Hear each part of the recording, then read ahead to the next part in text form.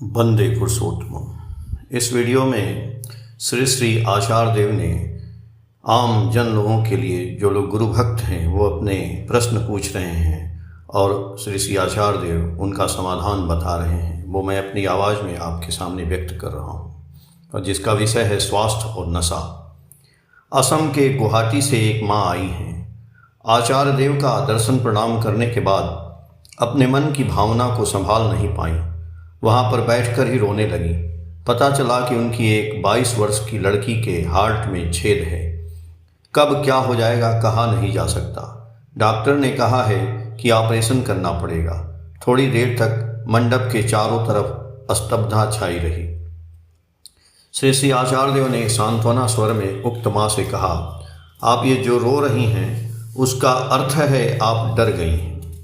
आपकी संतान आपके आंखों में आंसू देखकर समझेगी कि वह शायद मर जाएगी। इसका अर्थ यह हुआ कि उसके तरफ से युद्ध में उतरने के पहले ही आप हार गई हैं। रोना धोना शुरू करने पर उसका मनोबल कहाँ तक कायम रहेगा। मृत्यु होने के पहले ही तो वह मर जाएगी। माँ होकर भी आपको पता नहीं है कि किस तरह से युद्ध करना चाहिए। क्या आप में लड़ाई करने की क्षमता नहीं है? आप जो बैठकर रो रही हैं, जिसके लिए युद्ध में उतरी हैं, आप उसका कितना डर, संशय, विपत्ति बढ़ा दे रही हैं। क्या आपको पता है? क्या इसी तरह के दुर्बल मन से आप युद्ध करेंगी? यदि आपकी इच्छा रहेगी तो वह बच भी जाएगी। आपकी इच्छा ही आपकी प्रार्थना की तरह काम करेगा। माँ जो इच्छा करती है, ईश्वर उस प्रार्थना को सुनते हैं। ठाकुर जी से यह कभी भी प्रार्थना नहीं करेंगी कि मेरे लड़की को बचा दें। आप अंतर मन से प्रार्थना करेंगी, ठाकुर जी आपका जो मंगल है वही करें। यदि यह बात हृदय में कायम रहती है, तब देखिएगा सब कुछ ठीक हो जाएगा। उक्त माँ रोने की गति कम हो गई। बहुत ध्यानपूर्वक वह आचार्य देव की व्यवहारिक बातें सुनी। उन्होंने और भी कहा, मेरे साथ भी इस तरह कई बार हुआ है। कहा जाता था कि मेरे ऊपर काल सर्प दोष है। यहाँ तक हुआ है मेरे कमरे में सांप दिख रहा है, तो भी मैं नाम ध्यान करता रहा। सीढ़ी से उतर रहा था, एक काला भयानक विषधर सांप बैठा था।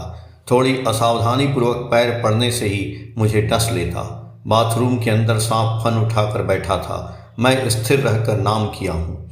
उस समय यदि नाम करते करते बार बार यह सोचता कि अब सांप मुझे डसेगा, लगता है अब मेरी मृत्यु है, मैं यदि यह समझता कि शायद और जीवित नहीं रह पाऊंगा, मेरे बचने की अब कोई आशा नहीं है, तब सांप मुझे आकर डस ही लेता। आप माँ हैं, आप प्रार्थना करें। मैंने कहा न कि माँ की प्रार्थना वे स्वीकार करते हैं। आचार्य देव की गहरी विश्वासपूर्ण बातें उक्त माँ के मन में आशा संचारित कर दिया। वे भी आशा की किरण देख पाई। इतने दिन तक माँ में जहाँ डर का ही भाव था, आज वहाँ हृदय में प्रतिज्ञापूर्ण साहस संचारित हो गया। दोनों हाथों से आंखों का आंसू पोंछी। लग रहा था कि वह प्रबल विश्वास के साथ युद्ध करने का संकल्प ली है। मन से टूटी हुई एक माँ लड़की को बचाने के लिए संकल्पित हुई, जो मातृत्व संसार को द्विधा द्वंद्वमय और अश्रु सजल बना दिया था। संसार के इस कठिन भूमि पर लड़ाई करने के लिए आचार्य देव के पूतः निर्देश वही मातृत्व का रक्षा कवच बन गया। आध्यात्मिक जीवन के साथ खाद्य पदार्थ का ओतप्रोत संबंध है। इस संबंध में चर्चा के दौरान श्री श्री आचार्य देव ने कहा कि साधन भजन तपस्या के साथ आहार का संबंध है। श्री श्री ठाकुर ने कहा है, बचने के लिए नर को जो लगे उसे लेकर ही धर्म जगे। जीवित रहने के लिए खाना एक आवश्यक विषय है, इसलिए यह विषय भी धार्मिक जीवन यापन का अपरिहार्य अंग है। हम लोगों का खाना बनाना, उसका परिवेशन करना, किसी को खिलाना, सब कुछ में ही धर्म और आध्यात्मिकता जुड़ा हुआ है। सत्यापोषी निरामिष आहार ही वहाँ सहायक होता है। हम लोगों का मूड स्विंग करता रहता है। मस्तिष्क के माध्यम से यह नियंत्रित होता है। मस्तिष्क के न्यूरॉन ट्रांसमीटर हम लोगों के मन को परिचालित करता है, और उसका बैलेंस निर्भर करता है हम लोग क्या खाते हैं, कितने मात्रा में खाते हैं, वह पच रहा है या नहीं, शरीर मन के लिए वह आहार अनुकूल है या नहीं। इन सब बातों पर, कब खाते हैं इसके पर भी न्यूरॉन ट्रांसमीटर लेवल निर्भरशील है। इसलिए शास्त्र में कहा गया है, आहार शुद्धो चित्त शुद्धि। साधारणतः कहा जाता है, प्रो विटामिन मिनरल समृद्ध खाद्य खाने पर हम लोगों का शरीर अच्छा रहता है। किसी के घर जाकर उसका रसोई घर, ठाकुर घर एवं बाथरूम देखने पर समझा जा सकता है कि वह शारीरिक, मानसिक और आध्यात्मिक सदाचार परायण है या नहीं। चना खाने पर मेरा मन अच्छा रहेगा या बादाम खाने पर, इस लेवल का सूक्ष्म ज्ञान हम लोगों में नहीं है। उपयुक्त न्यूट्रिशन बहुत जरूरी है। मन खराब होने पर अनेक लोग रिच खाना खाते हैं या मनपसंद खाना खाते हैं।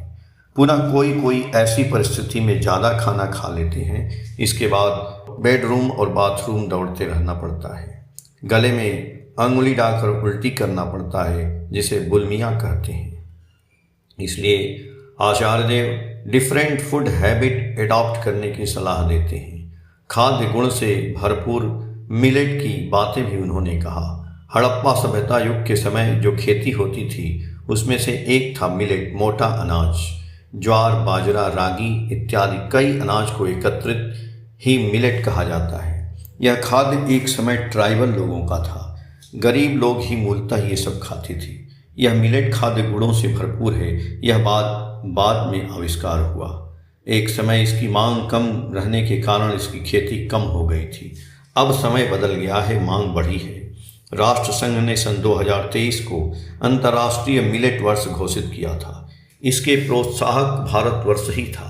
बांग्लादेश, नेपाल, बेल्जियम, जर्मनी सह विश्व के 130 देशों से भी ज़्यादा ने इस प्रस्ताव को स्वीकार किया था। भारतवर्ष के विभिन्न स्थानों में प्रायः 16 तरह के मिलेट की खेती की जाती है। उनमें से है ज्वार, बाजरा, रागी, सावा चावल, काउन चावल, कंगनी, कुट्टू इत्यादि। बाजार का मूल्य और पौष्टिक गुण के साथ ही साथ यह बहुत कम बारिश में प्रायः इसकी खेती की जाती है। इसलिए इसको आश्चर्यजनक खाद्य या मिरेकल मिलेट भी कहा जाता है। गुजरात, राजस्थान सहित भारतवर्ष के उत्तर पश्चिम प्रांतों में ज्वार, बाजरा, रागी खाने का चलन ज़्यादा है। आचार्य देव बंगालियों को भी इसे खाने के चलन में लाने बोले हैं। मिलेट मूलतः ग्लूटेन फ्री होता है। इसके कारण शरीर में चर्बी जमा होने की संभावना कम होती है। इसके अलावा इसमें प्रचुर मात्रा में कार्बोहाइड्रेट, विटामिन, खनिज पाया जाता है। इसलिए स्वस्थ जागरूक लोग मिलेट आहार करते हैं। गर्भावस्था में माँ और शिशु दोनों के शारीरिक गठन में यह सहायता करता है। प्लांट प्रोटीन, फाइबर एवं एंटीऑक्सीडेंट से भरपूर ये खाद्य खून का कोलेस्ट्रॉल एवं शुगर की मात्रा को नियंत्रित करने में सहायता करती है। हाई ब्लड प्रेशर को भी नियंत्रित करती है। यह रिच फाइबर खाद्य सहज ही सुपाच्य होता है। पेट की समस्या से यदि मुक्ति पाना चाहते हैं तो हम लोग मिलेट खा सकते हैं। चावल की खिचड़ी या खीर, आटा की रोटी की जैसा विभिन्न प्रकार से खाद्य को भी मिलेट से बनाया जा सकता है। विशेष तरह की बीमारियों में कुछ खाद्य मना किया जाता है। एक सज्जन हार्ट की समस्या निवेदन किए। आचार्य देव ने कहा, चीनी, तेल, मसाला, नमक का उपयोग कम करने पर सब ठीक हो जाता है। इसके बाद एक व्यक्ति ने अपने घुटने के दर्द के संबंध में कहा। श्री आचार्य देव ने उन्हें भात, आलू, मीठा थोड़ा कम खाने की सलाह दिया। खाना कंट्रोल करने पर शुगर भी नियंत्रित रहता है। आपका वजन कमने से ही घुटने के दर्द की समस्या की तीव्रता कम हो जाएगी।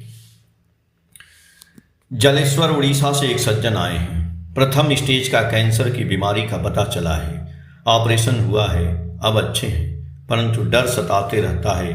मृत्यु का डर उनके मन में बैठ गया है। पूज्यपाद आचार्य देव बोले, कुछ दिन पहले एक रिसर्च पेपर पढ़ा था, नियर टू डेथ एक्सपीरियंस शीर्षक था। उसमें लिखा हुआ था कि जीवन में जो कष्ट, यंत्रणा है, जो कुछ है, वह मृत्यु के मुहूर्त में कुछ भी उपलब्ध नहीं रहता। मृत्यु में यंत्रणा एकदम नहीं है और एक तरफ है जीवन। विचार करके देखेंगे तो पृथ्वी सुंदर है या नहीं। ये जो हर एक दिन में इतनी रोशनी होती है, पुनः अंधकार हो जाता है। पेड़ पौधे, प्रकृति, ये सब क्या सही में सुंदर नहीं है? इसलिए भगवान ने हम लोगों को जो कुछ दिया है, प्रत्येक चीज़ ही सुंदर है। जन्म भी सुंदर है, जीवित रहना भी उसी तरह सुंदर है, पुनः मृत्यु भी उतनी ही सुंदर है। ये सब हम लोगों की पसंद नापसंद की बात नहीं है, ये सब चरम सत्य है, इसलिए यह सुंदर है। यहाँ पर जितने लोग बैठे हैं, सभी लोग एक दिन नहीं रहेंगे। सभी एक दिन चले जाएंगे। कौन कब जाएगा कोई नहीं बता सकता। कोई पहले जाएगा, कोई बाद में जाएगा। तब यहाँ पर बैठे सभी को क्या मृत्यु का डर है? किसी को नहीं है। आपको डर लग रहा है, तब तो मृत्यु के पहले से आप डर से मृत हो गए हैं। आप ठाकुर जी को पकड़े हैं। डर लगने पर आपको तो धर्मराज में प्रवेश करने का कोई अधिकार नहीं है। यह बात नहीं है कि आप दीक्षा लिए और धार्मिक बन गए। जब तक न मन से डर दूर नहीं होता है तब तक कोई धार्मिक नहीं होता। इसका अर्थ है ठाकुर जी से युक्त होकर हम लोगों का जीवन कैसा होगा? निर्भीक होगा, और जब निर्भर होंगे तब मुझ में निर्भरता आएगी। मन ही मन ठाकुर जी पर निर्भर करके उनके प्रति मेरा वचन होगा, आप ही सत्य हैं, आप ही जीवन हैं, आप ही आशा हैं। इस तरह से चिंतन करने पर तब देखेंगे जड़ मृत्यु व्याधि कहाँ भाग जाता है। एक सज्जन ने कहा कि तबीयत ठीक नहीं रहती है, कई डॉक्टर दिखलाया हूँ, पेट में अल्सर हुआ है। श्री श्री आचार्य जी बोले, लगातार शरीर के संबंध में चिंतन करते रहने से तबीयत तो खराब होगी ही। मन शरीर की तरफ चला जाता है। वास्तव में आप अपने मन को जिस तरफ ले जाना चाहिए था उस तरफ नहीं ले जा पाए हैं। मन के अंदर ये जो अत्यधिक चिंतन है वह सब कुछ पाने के लिए ही लगा रहता है। वास्तविक रूप से करने के लिए हम लोगों के मन में कितना चिंतन करते हैं, विचार करके देखिएगा। उक्त सज्जन बोले, जी सैलरी नहीं बढ़ रही है, इतना कम में। श्री आचार्य देव बोले कि सैलरी कम है, सैलरी ही जीवन नहीं है। जीवन यदि सिर्फ सैलरी या रुपए पैसों में बंधा रहता तब उस महिला भिखारी की कहानी इस पृथ्वी पर नहीं होती। कहानी सुने हैं ना? एक महिला दुर्भाग्य से जीवन में सब कुछ खोकर रास्ते का भिखारिन बन गई। वह 2 बेला का खाना भी ठीक तरह से जुटा नहीं पाती थी। भिक्षाटन करती थी, परंतु वह बैठी नहीं रही, थोड़ा थोड़ा करके आगे बढ़ती गई। रोजगार करने लगी और संचय भी करना आरंभ कर दी। इस तरह से वह कुल कितना संचय की थी पता है? 23,252 करोड़ रुपए। इससे भी ज़्यादा आश्चर्य की विषय क्या है पता है? इतना रुपए रोजगार करने के बाद भी अर्थ के संबंध में उसकी उपलब्धि थी, संपद में सुख नहीं है। तब आप जो सुख के संधान में दुश्चिंताग्रस्त हैं उसमें कोई सुख नहीं है। सैलरी लेकर दुश्चिंता करने पर क्या सैलरी बढ़ेगा? बल्कि उस सैलरी में ही कैसे अच्छी तरह से चलेंगे, आनंद सहित चल पाएंगे, इन सब के विषय में विचार करें और सामाजिक कार्यक्रम के साथ युक्त रहें। इस तरह से चलने पर देखेंगे सभी के साथ मेल जोल करके चलने में जीवन में एक सुअवसर मिलेगा। अभी तो आप अपने लिए चिंतन कर रहे हैं, आप उनके संबंध में चिंतन करें, वे आपके संबंध में चिंतन करेंगे। जीवन क्या इतना दुश्चिंता से भरा हुआ है, इतना संशय है। जीवन कितना सुंदर है, जाएं जीवन का उपभोग करें। एक सज्जन अपने छोटे भाई के संबंध में चिंतित होकर जानकारी दिए कि मेरा छोटा भाई रेलवे में ड्राइवरी करता है, ड्रग एडिक्टेड, मादक पदार्थों की लत हो गया है। 2 बार रिहेबिलिटेशन सेंटर संशोधन नगर से लौटा है। कुछ दिन ठीक रहता है, पुनः ड्रग से आसक्त हो जाता है। विशेष कोई परिवर्तन नहीं हो रहा है। नौकरी को कायम रखना भी मुश्किल हो गया है। परम पूज्यपाद श्री श्री आचार्य देव बोले, मान लीजिए रॉकेट आकाश में उड़ाए, वह उड़ा परंतु फिर लौट कर धरती पर आ गया जहाँ से उड़ा था। इसलिए रिहेबिलिटेशन उसे स्वस्थ कर दिया था, परंतु फिर लौट कर कहाँ आ जाता है? जिस परिवेश के कारण रोग हुआ था वहाँ पर ही तो। क्या आप रेल के किसी अन्य डिपार्टमेंट में बदली करवाने के लिए आवेदन किए हैं? नहीं किए हैं। मैं आपके स्थान पर रहने से वही करता। भाई जब तक लौट कर आता उस समय के अंदर ही उसके लौट कर आने के स्थान, नौकरी का परिवेशन बदल देता।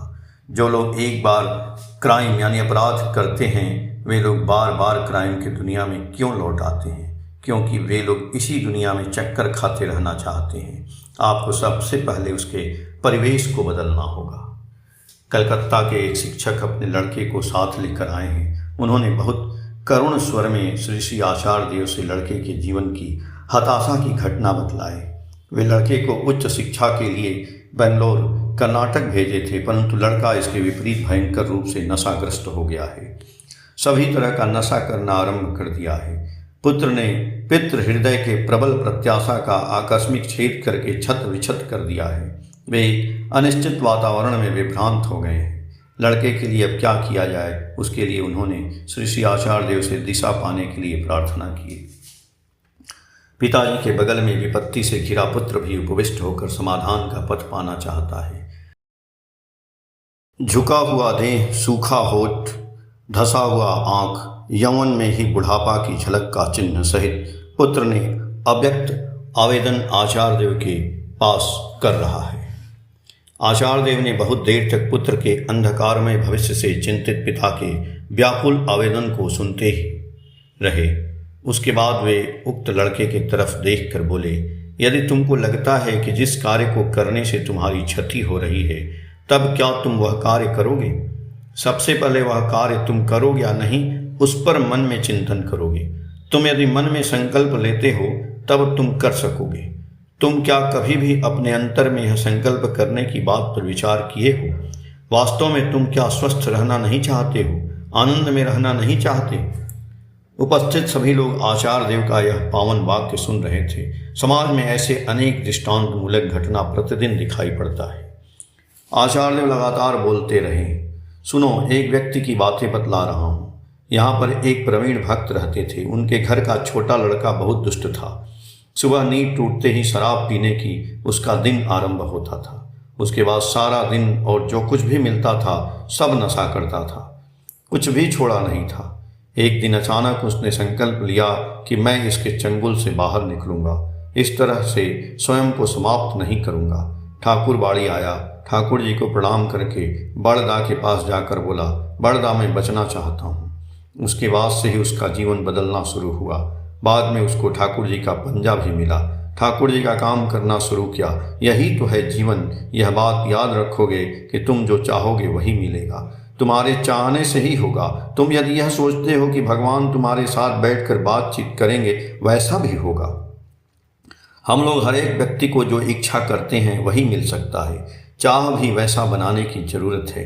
तुम्हारे अंदर एक चीज है, क्या पता है? तुम्हारे अंदर भगवान है। जैसे मथनी को बार बार घुमाते रहने पर मक्खन उपला जाता है, देखे हो? उसी तरह अपने बुद्धि और इच्छा से तुम भी अपने अंदर की अच्छाई को जागृत कर सकते हो। तुम्हारा जो अपना पैसा है उसे तुम स्वयं भोग कर पाओगे, जिसे तुम बर्बाद कर रहे हो। रुपए तो पिताजी दे रहे हैं, परंतु वह है तो तुम्हारा ही। तुम जिसे नशा में बर्बाद करके अपना शरीर, मन, लीवर, किडनी खराब कर रहे हो, और जिसको तुम रुपया दिए, वे लोग तुम्हें खराब चीज़ बेचकर अपने लड़के को इंग्लैंड भेजकर पढ़ा रहे हैं। बात को समझने की कोशिश करो। जो नशा का द्रव्य बेच रहा है वे तुम्हें शोषण करके स्वयं मुनाफा कमा रहा है। तब क्या वे लोग तुम्हारे प्रकृत दोस्त हैं या तुम्हारे पिताजी प्रकृत दोस्त हैं? इस बात को पहले समझो। तुम वास्तविक रूप से एक बहुत अच्छे लड़के हो। तुम चाहने से ही अच्छा बन सकते हो। उपरोक्त आवेदन भक्त से भगवान का है, क्योंकि भगवान कभी भी नहीं चाहते हैं कि कोई कष्ट में रहे। भक्तों से उनका यह कितना मधुर आवेदन है। इतने दिनों के नशा से अभिभूत शरीर, मन का विद्रोही भाव शायद शांत होने लगा। उक्त लड़का व्याकुल भाव से आचार्य देव की तरफ देख रहा है। अपने कृत कर्म के लिए उसको किसी से पुरस्कार नहीं मिला है, बल्कि सभी ने उसका तिरस्कार ही किया है। परंतु किसी ने उसे कभी भी वापस आने के पथ को नहीं बतलाया है। किसी ने कभी भी उसके अंतर में झांक कर अच्छे बुरे का खोज खबर नहीं लिया है। आचार्य देव के समीप वह स्वयं को उन्मुक्त कर दिया। उनके स्नेह ममता का आशीर्वचन आत्मग्लानि से भरपूर होकर उसका मन शांति का निश्वास लिया है।